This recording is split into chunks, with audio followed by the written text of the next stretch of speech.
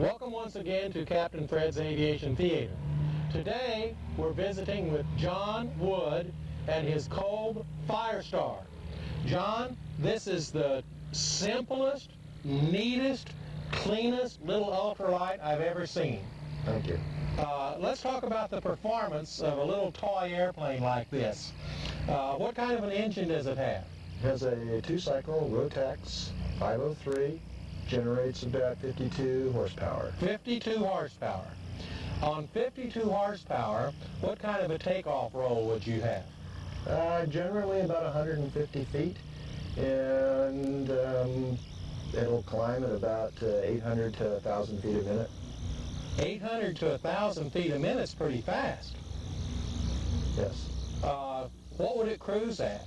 It cruises at 65. 65 miles? Right, miles. 65 miles. And what kind of fuel consumption would it have? It burns about 3.5 gallons an hour. 65 miles an hour on 3.5 gallons an hour. Correct. That's pretty good. Now it has a two-stroke engine. Correct. Does it come with a four-stroke? Not this model. The airframe is not designed to support the horsepower. What kind of range would it have? Well, it's for 3 hours and 3.5 gallons at 60, about 150 to 180 miles. And how much fuel can you carry on board? I have 10 gallons. You can carry more, but I only have 10 on this airplane. So 3.5 gallons an hour times 3 hours is a little over 10. So it's just under 3 hours range? Yes. And 3 hours at 65 miles an hour Yes. is, 180 miles? Right. And by that time you want to get a cup of coffee or use the bathroom or stretch your legs? Right. My human endurance has always been less than the airplane. But I've always needed to stop before the airplane needed to stop. Let's talk about maneuverability. How does it maneuver? It's fairly agile. It's light on the controls, and I'm stuck. Well, does it have ailerons? Yes. Yes. Does it have flaps? No flaps. No flaps. So the reason it doesn't have flaps is because it's a very slow airplane. Correct. Let's talk about landing. When you came in on final, how do you set up for final? Basically, I come in a little high, and because of the performance on the airplane, if you pull the power down, it'll generally settle right out, and so Sinks pretty fast. sinks pretty quick. And what speed would you land at? I usually land at about 55. Okay. We have a TechCam airplane which just started up. It's a brand new airplane, flew in here for us to examine today. It's a high wing, 4-place airplane, similar to a Cessna. When you touch down, what kind of a rollout would you have? It's pretty short. If I have any wind at all, it'll be 150 feet. Generally a couple hundred feet. I always end up with short rollouts. So 150 feet you can take off and land. Yes. So you could land on a playground or a football field. Essentially, I could. Now, was this plane originally built to be an ultralight? I believe that was the intention initially, but this model was built to be at the experimental. It was built to be an experimental. Yes. And have an N number. Yes. But if I remember correctly, many of these airplanes started as ultralights. Correct. And then they developed the option that you could get an N number and make it an experimental. Right. Would you tell our viewers what experimental means? Experimental placard means that the pilot has gone through the program and is a licensed pilot. It also means that the airplane has conformed to the FAA specifications and have been tested and inspected, and it is certified to fly in and out of airports as most standard airplanes do. It means that the pilot is licensed, and it means that the aircraft is licensed. Correct. Whereas with an ultralight, neither the pilot or the aircraft has to be licensed. Correct. This airplane, would it be okay to fly across country in something like this? Let's say if you want to go to Oshkosh. Yes, you can. In fact, we just had 2 or 3 of the pilots that fly this airplane. One, a Mark III, which is a 2-seat side-by-side version that flew from Alabama to Alaska. And from Alabama to Alaska. Yeah. What is that, 6,000 miles? Was it Point Barrow, Alaska? Point Barrow? That's yes. The northern tip of Alaska. Yes. That's the most northern settlement in the civilized world, Point Barrow. Yes, he just did that this summer. Wow. He's tried, I believe, 2 other times to do it. Last year he had an equipment failure and was forced to return. And this year he attempted it again and it succeeded. And on his return he stopped at Oshkosh on the way back. Well, that's very impressive because I know standard airplanes like the Piper or the Cessna that I wouldn't want to take to Point Barrow, Alaska. Yes. Did they have skis on it or Tundra wheels or what? I'm not sure. I know he didn't have skis, he had wheels. I noticed that you have large tires on this airplane. Are they Tundra tires or standard or what? They're not standard. I ran into an individual at Copper State a couple of years ago when I was building this airplane, and he was selling tires. And I got the idea of maybe putting a larger tire on the airplane. And so he actually lives locally. And I went and visited him, and we came up with this scheme. And I used the tires actually as suspension for this airplane, since there is no suspension other than the aluminum landing gear. And it's been working very well. I carry about 5 pounds of pressure in each of the tires. And I have so far not bent any of my landing gear, as is typical of this particular model because of the style of landing gear that they use. We'll continue talking about the Kolb Firestar right after we come back from this very important message. We'll be right back.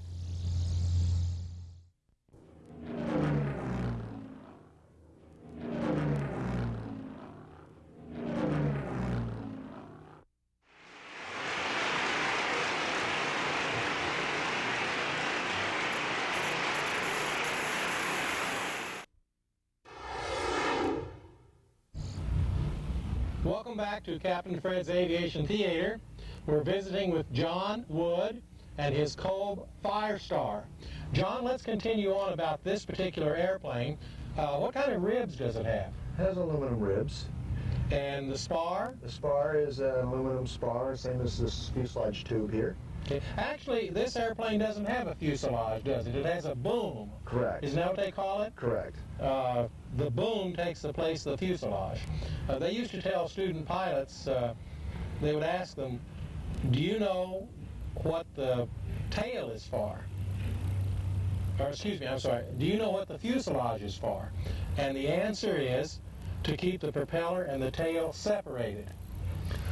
You don't need a fuselage for that. A boom will do the job. Yes. Right? Okay. So it has a miniature boom just like this for the spar, and it has aluminum ribs, and it's a fabric airplane. Correct. And there was another feature I want to ask you about. It folds up like an accordion. That's correct. It's actually a fairly simple process. There's these wires, similar as to the ones on the bottom. There's a pin that you have to pull out, and then they fold up together, and then I just use foam and some PVC to lock them in place.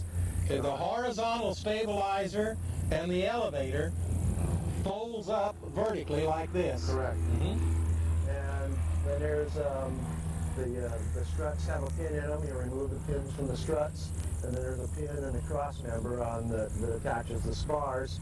And the rear connection to the spar where the strut is, or the drag strut is, has a swivel on it. And so all you have to do is the wings settle down and then fold back. And there's a pin on the side here that they set into. In fact, here it is. So right the wings come back like this and sit here? Yes. So it becomes a torpedo. Correct.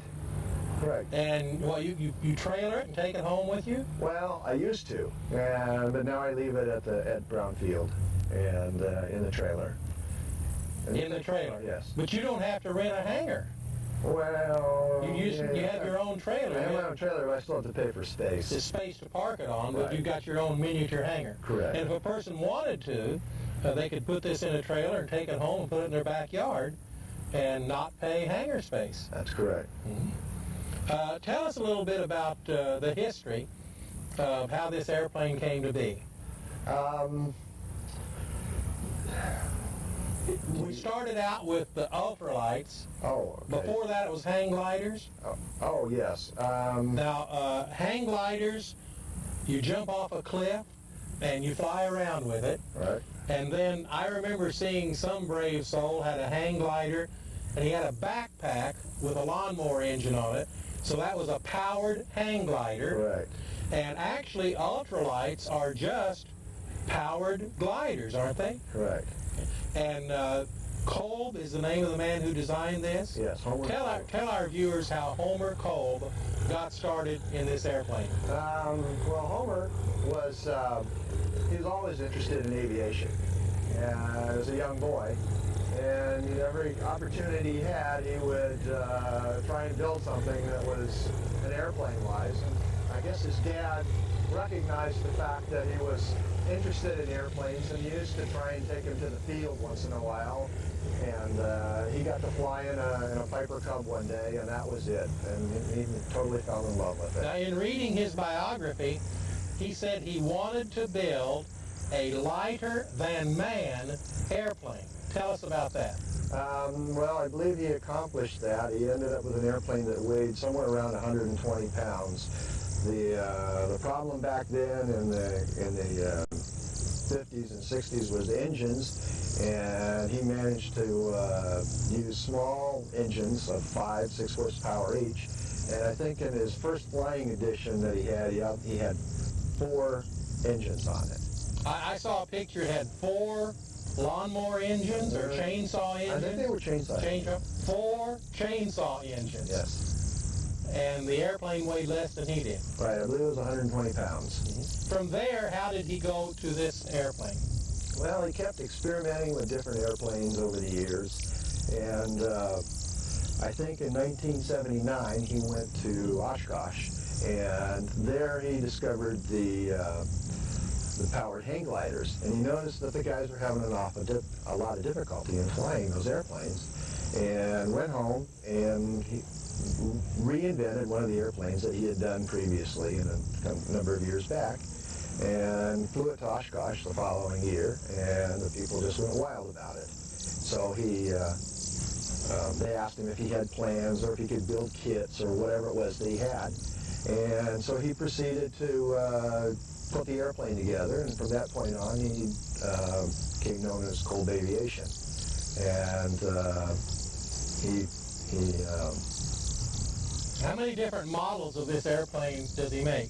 Well, currently there are about 6 models of this airplane. There's 2 versions that have a side-by-side seat, and the rest of them... You got this one, which is tandem, front and back. Right. And then one just like it, which is side-by-side.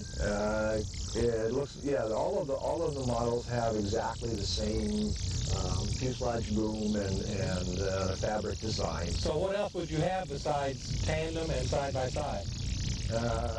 One place? One place. Yeah, one place? Yes, you have a little Firefly. Okay, one place, tandem, side-by-side. And that's it. That's it? That's all we have. So there's 3 different models. Yeah, but you have different variations of those models. Some are more high performance. Oh, I see. You get different engine or different wing structure. This model here, same thing, except you'll have the larger boom tubes and fuselage spars, which gives it the ability to go up to higher performance. Mm-hmm. Well, it's the simplest little airplane that I've seen. I think simplicity is the key word. Right. We'll continue right after we come back from this very important message. We'll be right back.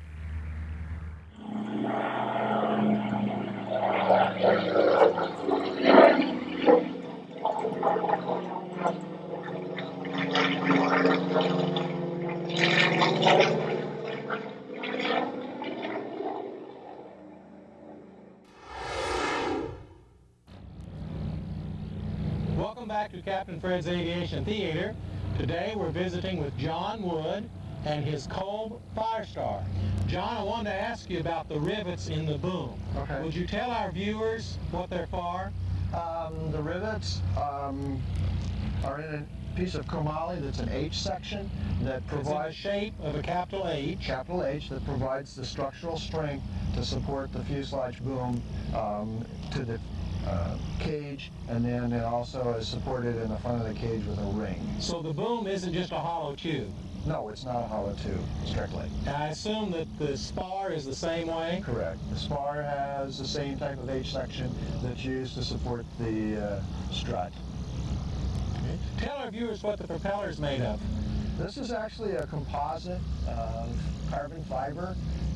It's manufactured by Ivo, and it actually is a ground adjustable control on it. You can see the nut here on the back, and by adjusting the nut back and forth, there's a torsion bar that extends through the length of the prop, and then allows you to provide the pitch, which is ultimately used to determine their final RPM. So you can set the propeller for power or speed. Correct.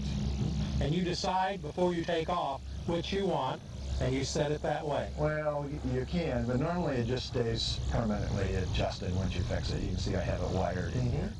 Well, wired means it's permanent. Right. Okay. Tell our viewers how you got into aviation. I got into aviation with a friend of mine. A number of years ago, I worked with him, and he kept trying to get me to go see these model airplanes and fly. Radio control model? Radio control gliders. And radio control gliders. Right. And I think he spent a year and a half trying to convince me to do the gliders. And finally one day I says, okay, I'll go. Was this at Torrey Pines? No, this was at a, we ultimately ended up the back of the schoolyard down in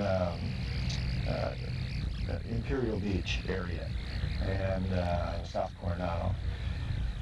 And that day on, I was locked into it. I went and bought an airplane. I built my own airplane. He helped me cover it for the first time, and now Your I have own model airplane. my own model, right? And I learned to fly those, and I flew those for a number of years, and we subsequently were flying at a location out in Blossom Valley where they also did hang glider flying, and we both got interested in doing hang gliders, and so we took lessons, and I did hang glider flying for a couple of years. We did a program on hang gliders. They do the basic training near Sorrento Valley, Blacks Mountain or Bear Mountain. And I've been there. And then the advanced people are out toward Julian or out in that area. There's a place called Horse Canyon, and they fly, and it's along Highway 8, Kitchen Creek area there. And so you flew hang gliders. Right. And from there? And from there, I was stable for quiet for a number of years, and we were going down to Brownfield once every couple of months, and we both kind of were talking about getting back into aviation. My friend did gliders when he was a young person, and I went to Golden State over here with Rich and Steve. and did an experimental flight, a test flight, and I said... An introductory flight. Correct. And I really enjoyed it, and so I just started taking lessons, and this was, what, 96. So you learned to fly with Rich and Steve at Golden State Flying Club? Correct. And became a licensed pilot? Right. I got my ticket a year and a half later, and I needed something to do. And since we've been going to Brown and all these other airplanes that were there, I said, well, I want to build something. And I was looking for something that I could build that was inexpensive, something that I could, haul somewhere else if I wanted to, portable. And that's how I got to this model, and it fit both my criteria. And so I put the airplane together, and I've been flying it for 2 years now. Very good. If you want to see John and his airplane, you can come to the EAA, the Experimental Aircraft Association at Brown Field in Otay Mesa. Every Saturday they serve lunch and it's open to the public. You can come down and meet him and see this airplane in person. As always, this is Captain Fred saying, I love airplanes and I honor the people who fly them. And today, it has been the Kolb Firestar.